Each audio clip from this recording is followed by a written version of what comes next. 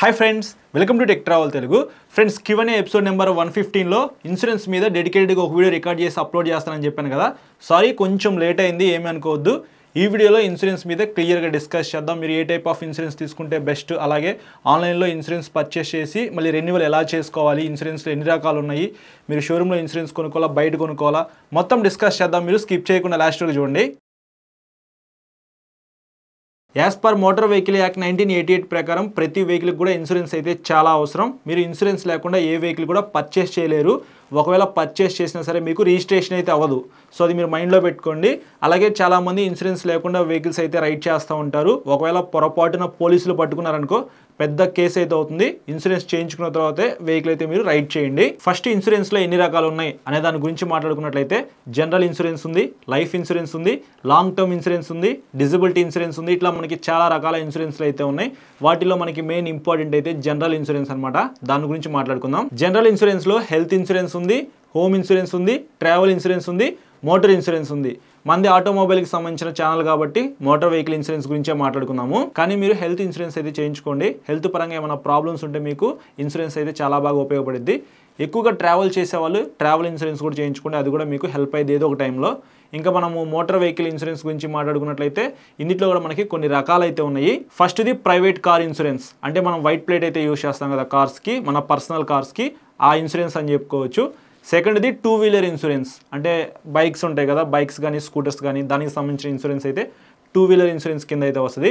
థర్డ్ది commercial vehicle insurance. అంటే yellow colour plate ఉండేది కదా, దానికి సపరేట్ ఇన్సూరెన్స్ అయితే ఉండేది అనమాట. సో ఇట్లా మనకి మోటార్ వెహికల్ ఇన్సూరెన్స్లు అయితే ఉన్నాయి. మన ఛానల్లో మెయిన్ ఫోకస్ అంతా టూ వీలర్స్ మీద ఉండేది కాబట్టి టూ వీలర్ ఇన్సూరెన్స్ గురించి మాట్లాడుకుందాము. మీరు ఏ వెహికల్ అయినా పర్చేస్ చేస్తే కొత్తది 1 year full, 4 years third party అయితే ఇస్తుంది. థర్డ్ పార్టీ అంటే ఏంటి, ఫుల్ ఇన్సూరెన్స్ అంటే ఏంటి అంటే మీకు ఒక డౌట్ అయితే వస్తుంది కదా. ఫుల్ ఇన్సూరెన్స్ అంటే మీకు మీ వెహికల్కి వస్తుంది. అలాగే మీరు ఎప్పుడైనా పొరపాటున రైడ్ చేసుకుంటూ వెళ్తూ ఎవరైనా గుద్దారనుకోండి, థర్డ్ పార్టీ అతను అనమాట, అతనికి కూడా ఇన్సూరెన్స్ అయితే వస్తుంది అనమాట. సో అది మీకు ఫుల్ 1 year అయితే ఇస్తారు ఏ వెహికల్ పర్చేస్ చేసినా సరే. వన్స్ 5 years ఇన్సూరెన్స్ అయిపోయిన తర్వాత ఖచ్చితంగా మీరు థర్డ్ పార్టీ ఇన్సూరెన్స్ అయితే చేయించుకోవాలి. మీ వెహికల్కి ఫుల్ ఇన్సూరెన్స్ లేకపోయినా సరే పొరపాటున పోలీసులు పట్టుకుంటే ఖచ్చితంగా మీకు థర్డ్ పార్టీ ఇన్సూరెన్స్ ఉంటే వాళ్ళైతే వదిలేస్తారు, ఇబ్బంది అయితే ఏమీ లేదు. థర్డ్ పార్టీ ఇన్సూరెన్స్ అయితే మినిమం అయితే ఉండాలి. As per motor vehicle 1988 act ప్రకారంగా అయితే మీ వెహికల్కి ఖచ్చితంగా థర్డ్ పార్టీ ఇన్సూరెన్స్ అయితే ఉండాలి. కానీ ఫుల్ ఇన్సూరెన్స్ చేయించుకుంటే మీకు మీ వెహికల్కి చాలా వరకు ఉపయోగపడుద్ది అనమాట. పొరపాటున ఎప్పుడైనా యాక్సిడెంట్ అయినా సరే లేకపోతే వేరే అతను మీ వెహికల్ని గుద్దినా సరే మీరు ఇన్సూరెన్స్ అయితే క్లెయిమ్ చేసుకోవచ్చు.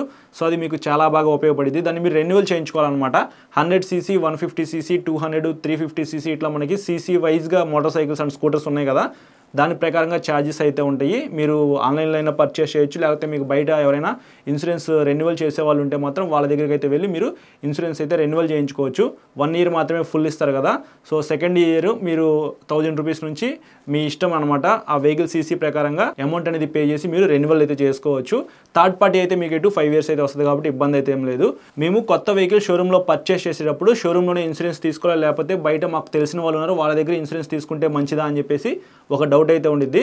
నా సజెషన్ వచ్చేటప్పటికి నాకున్న ఎక్స్పీరియన్స్ ప్రకారంగా చెప్పాలంటే మీరు షోరూంలోనే ఇన్సూరెన్స్ తీసుకోండి. షోరూంలో ఇన్సూరెన్స్ అయితే కొంచెం ఎక్కువే ఉండిద్ది. సేమ్ ఏదైతే మీరు పర్చేస్ చేస్తున్న వెహికల్ ఇన్వాయిస్ ఉందో ఆ ఇన్వాయిస్ ప్రకారంగా మీకు ఇన్సూరెన్స్ అయితే చేస్తారు కదా, అదే ఇన్సూరెన్స్ కాస్ట్ బయట అయితే చాలా వరకు తక్కువ అయితే ఉండిద్ది. 2-3 వేల రూపాయలు అయితే షోరూమ్ వాళ్ళే కొద్దిగా ఎక్కువగానే ఛార్జ్ చేస్తారు. అయినప్పటికీ మీరు షోరూంలోనే చేయించుకోండి. ఎందుకంటే పొరపాటున ఆ వెహికల్కి ఏదైనా ప్రాబ్లం వచ్చిందనుకో వాళ్ళైతే ఇన్సూరెన్స్ క్లెయిమ్ అయితే చాలా ఈజీగా చేస్తారనమాట. వాళ్ళు ఆల్రెడీ కొలాబరేట్ అయి ఉంటారు కాబట్టి ఆ ఇన్సూరెన్స్ కంపెనీతో, ఆ కంపెనీ వాళ్ళతో మాట్లాడి మీ వెహికల్కి త్వరగా ఇన్సూరెన్స్ క్లెయిమ్ అయ్యేలాగా చూస్తారు కాబట్టి షోరూంలో వాళ్ళ దగ్గరే ఇన్సూరెన్స్ మీరు పర్చేస్ చేయండి. రెన్యువల్ అయితే మాత్రం మీరు షోరూమ్కి వెళ్ళాల్సిన అవసరం అయితే ఏం లేదు. సేమ్ అదే ఇన్సూరెన్స్ సెకండ్ ఇయర్ మీరు ఫుల్ ఇన్సూరెన్స్ చేయించుకోవడానికి రెన్యువల్కి బయట మీకు తెలిసిన వాళ్ళ దగ్గరికైనా వెళ్ళి రెన్యువల్ చేయించుకోవచ్చు, లేకపోతే ఆన్లైన్లో కూడా మీరు రెన్యువల్ చేసుకోవచ్చు అనమాట.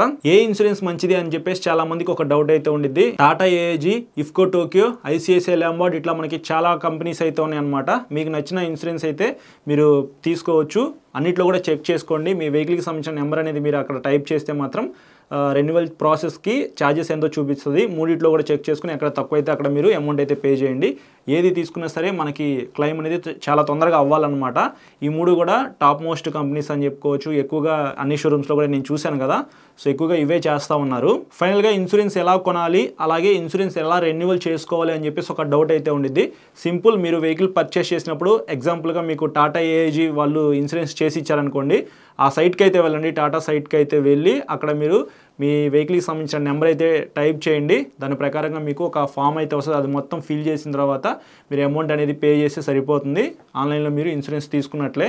ఒకవేళ రెన్యువల్ చేసుకోవాలంటే సేమ్ అదే అనమాట. అక్కడ రెన్యువల్ ఆప్షన్ అయితే ఉండిద్ది. రెన్యువల్ మీద క్లిక్ చేసి మీ డీటెయిల్స్ మొత్తం ఇచ్చేసిన తర్వాత అమౌంట్ అనేది పే చేసేసేయండి. మీకు రెన్యువల్ అయితే అవుతుంది. పేమెంట్ అంతా అయిపోయిన తర్వాత పీడిఎఫ్ ఫైల్ అనేది మీ వాట్సాప్ నెంబర్కి కానీ మెయిల్ ఐడికి కానీ వస్తుంది. దాని ప్రకారంగా మీరు అది డౌన్లోడ్ చేసుకొని ప్రింట్ తీసుకొని మీ దగ్గర అయితే పెట్టుకోవచ్చు. సో ఇట్లా మీరు ఇన్సూరెన్స్ అనేది రెన్యువల్ చేసుకోవచ్చు, లేకపోతే కొత్తగా పర్చేస్ చేసుకోవచ్చు.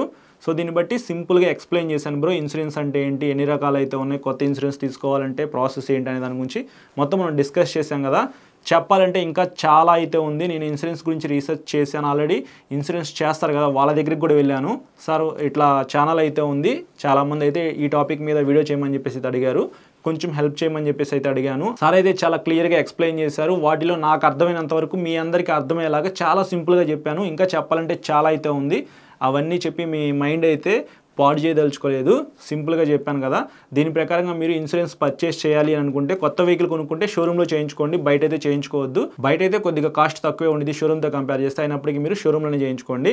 వన్స్ మీకు 5 years ఇస్తారు కదా, 1 year అయిపోయిన తర్వాత రెన్యువల్ అనేది బయట చేయించుకోవడమే బెటర్ అని చెప్తాను. లేకపోతే మీరు ఆన్లైన్లో అయినా సరే చేసుకోండి. ఒకసారి యూట్యూబ్లో సెర్చ్ చేయండి, how to purchase insurance in Telugu అని చెప్పేసి కొడితే మీకు ఆటోమేటిక్గా వచ్చేస్తుంది.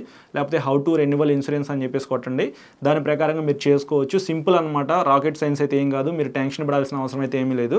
లేకపోతే మీకు దగ్గరలో బయటకి అయితే వెళ్ళండి, బైక్ వేసుకుని బయటికి వెళ్ళి ఇన్సూరెన్స్ ఎక్కడ చేస్తారు, రెన్యువల్ ఎక్కడ చేస్తారని చెప్పేసి ఆ షోరూంలో వాళ్ళనైనా సరే, లేకపోతే మీకు తెలిసిన వాళ్ళని ఎవరైనా అడగండి, వాళ్ళైతే చెప్తారు. దాని ప్రకారంగా మీరు ఇన్సూరెన్స్ పర్చేస్ చేయడం కానీ రెన్యువల్ చేయడం కానీ చేసుకోవచ్చు.